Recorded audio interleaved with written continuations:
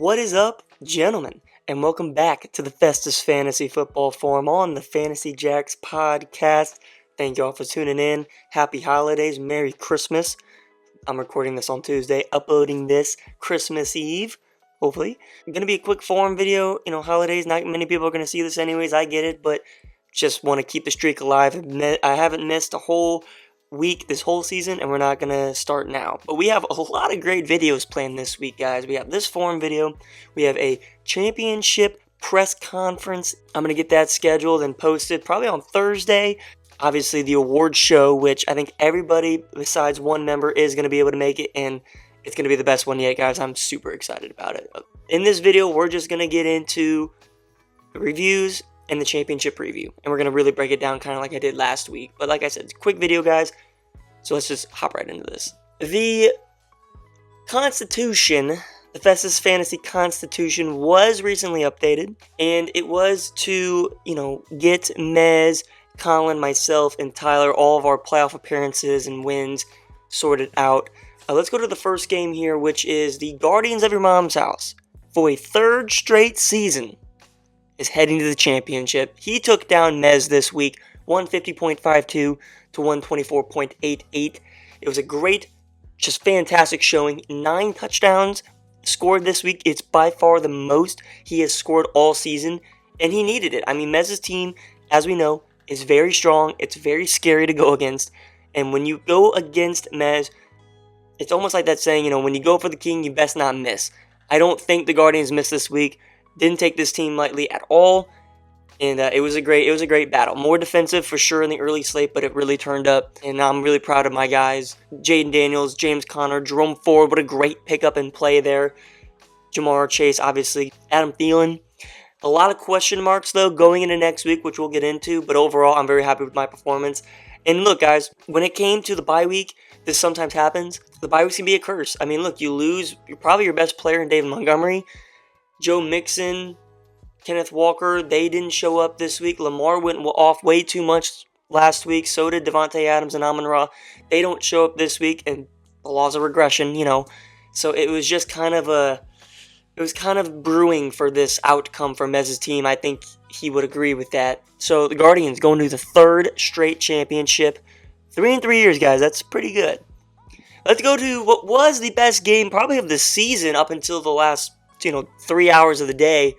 The Dawgs heading to the championship, taking down the 08 Lions, 159.16 to 126.68. This game was 50-50, 51-49, 52-48, all game going back and forth. Josh Allen almost costed Tyler his second championship appearance, but if it was not for Bijan, Brian Thomas, Justin Jefferson, Jamison Williams, what a beautiful, beautiful play there. Sitting Najee Harris, playing Jamison Williams, he was right. He imagined the deep ball just falling into the breadbasket for Jamison Williams, and it did happen in that Chicago game. As for Colin, you can't help but feel disappointment. I mean, again, another season, high-powered offense, lots of scoring, great roster on paper, but still cannot get it done when it comes playoff time. Jahmyr Gibbs and Saquon Barkley, they did their part. Okay, they both went over their projections. They both scored over 25 points. What fell short was the wide receiver room, and that was the knock on the team. I get it when you look at the position rankings and the averages, it didn't really seem that way, but it was the wide receivers, in my opinion, that costed this team a championship appearance. I mean, there's no alpha guy. Mike Evans can be that, but he's not that repeatable, Justin Jefferson level guy, and he fell short. Another year where, in my opinion, wide receivers carry. You have the two best running backs in the league, literally 1 and 2 on your team, and you don't make a championship. If that's not proof that wide receivers are king, then I don't know what is. So that was the 2 conference championship semifinal games.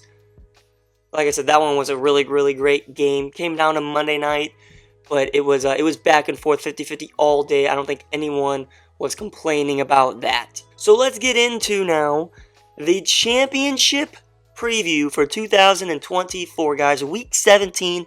It was almost yesterday when we were all either shit-faced on a boat making our draft picks, or at Tyler's, or somewhere. But we all drafted 18 19 weeks ago, and it led to 2 people to this week still playing. And that's the Guardians of your mom's house taking on the Dawgs. And I would say this, I think the Guardians, although this is their 3rd straight championship appearance, I think they are the underdog this week. Early projections are giving the Dawgs a 10-point favor, 135.5 to 125.1. And there's a lot of big decisions to be made for the Guardians. I mean, injured to all hell. The Dawgs coming in pretty much fully healthy. Josh Allen is questionable, but he's going to play. Probably means he's just going to run more, honestly. But his team fully healthy. The Guardians not. And I think that's why they are the underdog. I think this is also probably only the 2nd time this whole season where the Guardians are not favored in the matchup in terms of projection. Usually, Guardians, really high projection team.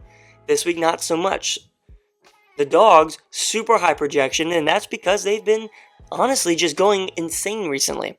Almost 160 points every single week for the past, I think, 4 straight weeks, including the bye week. It's absurd. The last time Tyler lost, I want to say it was week 6 or 7. Since then, he's been winning, and he's been winning impressively. So let's break this down. Let's go quarterback to quarterback, position to position. I'll give my 2 cents. Again, I'm not going to pick a team because I'll never do that. Let's start here with Jaden Daniels versus Josh Allen. Jaden Daniels going up Sunday Night Football. This is the last player for Jaxon and the Guardians.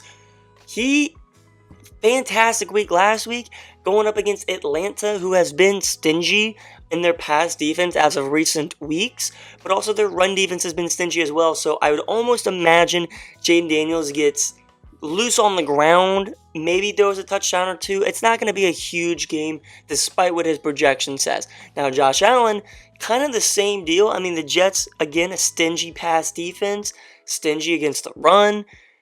It's going to be low-scoring divisional matchup. I think it's in Buffalo, so that's great for him. But he is a little bit injured, and it looks like it was on the throwing hand. So, again, maybe he's more on the ground. I think Jaden Daniels, if the Guardians have a chance to win, I think he has to outscore Josh Allen this week. But I don't know. This one really could go either way, considering they're pretty much similar players when you really think about it. Next up, Bijan Robinson against Tony Pollard. Bijan against Washington. That's going to be a really big, performance. Probably 30 points, if we're being honest. We saw what Saquon Barkley did to that Washington defense, and that was without checkdowns. That was without being utilized in the pass game, really. We all know Bijan's going to get his in the pass game with a rookie quarterback. Tony Pollard injured. Still not technically questionable by any means, but this is the first question because do you play Tyjae Spears, who has been getting more of the garbage time work? He's been producing way better. He scored 20 points his last 2 weeks, 4 touchdowns. Or do you go with the guy that's going to be the starter in Tony Pollard? I don't know. I hope he gets ruled out so Tyjae Spears gets a full workload. That'd be great for me. I don't think it's going to happen. I think it's going to be Tony Pollard playing, unfortunately. So obviously Bijan's going to take that one for sure. Next up, as of now, it's Jerome Ford against Miami at home, against Rico Dowdle at Philadelphia.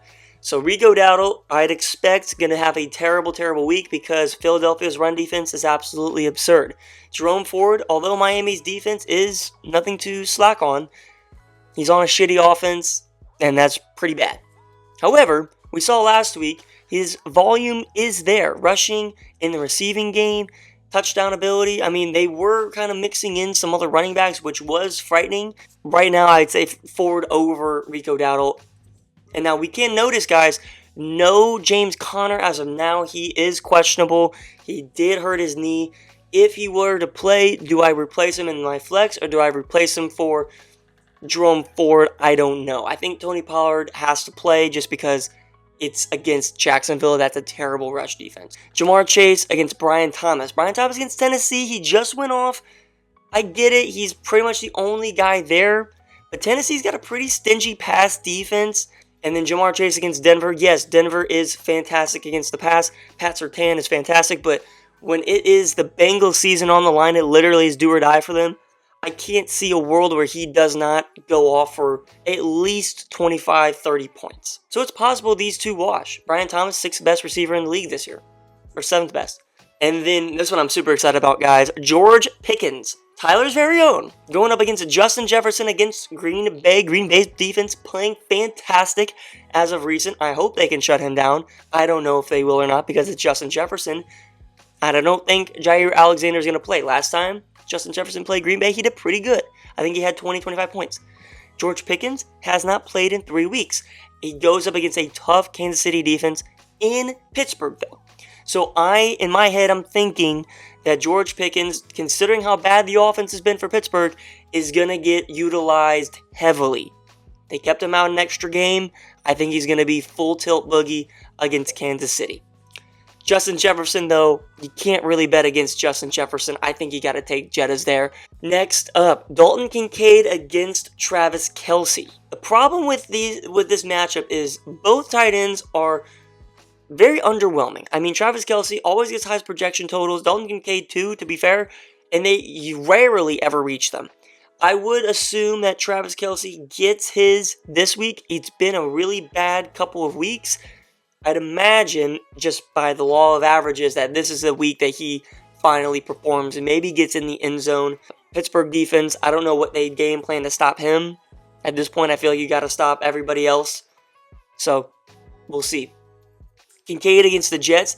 The only thing that maybe is good for Dalton Kincaid over Travis Kelce is that Josh Allen is Tyler's quarterback. So, if there was a touchdown thrown to Dalton Kincaid, that's huge. I think a touchdown thrown to Dalton Kincaid hurts Tyler more than it helps me. But obviously, I'm going to go with Kelce here. Again, he's been so bad, you have to think like he cannot continue to be bad, right? Next up, CeeDee Lamb, potentially injured, might not play, honestly, with that AC injury. I mean, his shoulder's been beat to hell and he gets hurt every fucking game. Against Philadelphia, taking on Terry McLaurin against Atlanta, Sunday Night Football. Kind of the same deal with Kincaid and Josh Allen. You got Jaden Daniels and Terry McLaurin. So a touchdown to Terry McLaurin hurts me more than I think it helps Tyler this week. So Jaden Daniels, don't throw it to him. Terry McLaurin's been fantastic. He will get the AJ Terrell shadow treatment. I don't know how that'll turn out. Terry McLaurin pretty much is matchup proof. But Jaden Daniels, like I said, hurts more for my team than it does to help. I'm probably going to have to take Terry here. There's a good chance CeeDee Lamb does not play this week. I mean, at this point, you're not in the playoffs. Your shoulder is beat to hell. Tough matchup. I really don't even want to play him, if I'm being 100% honest with you guys. But if I don't have him, then I have nobody else. So I kind of have to. And then the last flex spot, Adam Thielen against Jameson Williams. Adam Thielen with a great matchup against Tampa Bay. Jameson Williams, terrible matchup against San Francisco. Jameson Williams just went off. Adam Thielen kind of did just as well. So it's going to be potentially a wash here, but it comes down to Monday Night Football for Tyler. I think if you are the Guardians, you need to be comfortable a 20-plus point lead. You know, you cannot flirt with 10, 15 points on Jameson Williams because he's very capable of that in just one play. So I think 20 points, that's a good lead. That's a good cushion to strive for. I don't know if it's possible with how good Tyler's team has been, but that's what the Guardians have to play for. Some notable, start-sits decisions, okay? Tyler, no Najee Harris potentially. No Tucker Kraft potentially. And for the Guardians, obviously no James Conner. Potentially James Conner. If he plays, I don't know who I would start over, but it's a risk for sure, being on that injured knee. Alvin Kamara, not going to play. Kendre Miller, fuck you. Travis Etienne, there's no shot I can play him. I just really can't. And Tajay Spears, again, if Tony Pollard is out, he's a huge boost for the Guardians. I just don't think it's going to happen. I think Tony Pollard's playing for some incentives. I don't see why he sits, even if he is injured. So that's going to do it, guys. That's my little breakdown, my little analysis. Let me know in the comments who you guys think will win, who you guys are rooting for. And be sure to be on the lookout for the championship press conference coming out on Wednesday or Thursday. Haven't decided yet. Haven't recorded it. Got to get in touch with the host and obviously Tyler. I get it. Everyone's busier and we're not going to make it a whole big deal. But I think it's fun. I think it adds a little bit to making the championship better than just sitting in a video that we always do. But yeah, guys. And then also be ready for the award show on the 28th. We'll have football games on. It will be right in the midst of championship week, so that'll be fun. That'll be awesome. I got everything all ready to go. Presentation, awards. Like I said, guys, everyone's going to get an award, so make sure you show up. And then a special announcement to share with you guys on Saturday as well, so make sure you're there. And it's all going to be recorded just like last year. So, thank you guys for watching. Have a very Merry Christmas. And yeah, good luck to Tyler. Good luck to the Guardians.